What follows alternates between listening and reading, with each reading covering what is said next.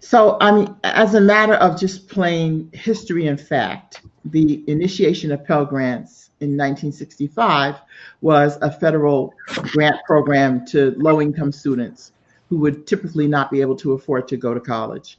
In 1972, that eligibility was expanded to include incarcerated students.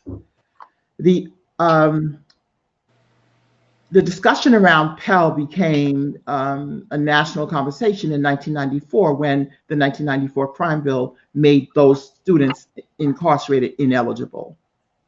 And the framing for bringing it back started out in the same framing as most other reentry programs, that this providing people with these services would help them reintegrate into society by better access to jobs and higher income, sustained housing, all of the things that we crafted a narrative around reentry in 2004. We did it consciously. I was part of that problem. However, over the years, I'm framing this as a reckoning of the fact that Black and brown people, but particularly Black people, have been denied access to legislation, to education through the legislation process for 400 years. We're the only population that in many states it was illegal to teach us basic literacy.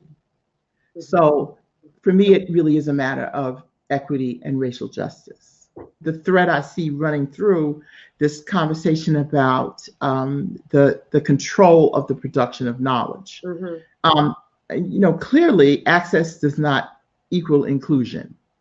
And for inclusion to be real, then our knowledge base, the ways we produce knowledge, the oral tradition, the innovations in our communities, really ultimately in a equal society where there's equity, that would all be part of the canon, so that even formalized education would include our experience, right?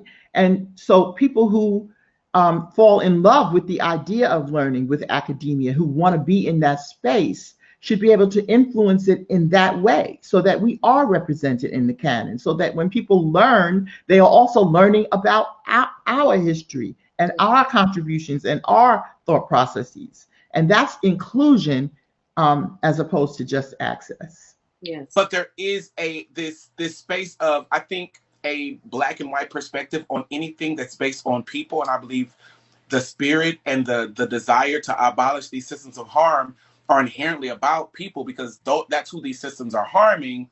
How can it be one way or another? Right. There needs to be so much yes and. Compromise is not the fact that I want these institutions gone. And as my brother Terrell said, I also, if anybody in there wants to learn, if somebody who's 50 years old with the reading level of the 3rd grade who catches a prison case and they expect you to know everything about that case, wants to learn how to read, who am I to say, you know what, that's not abolitionist?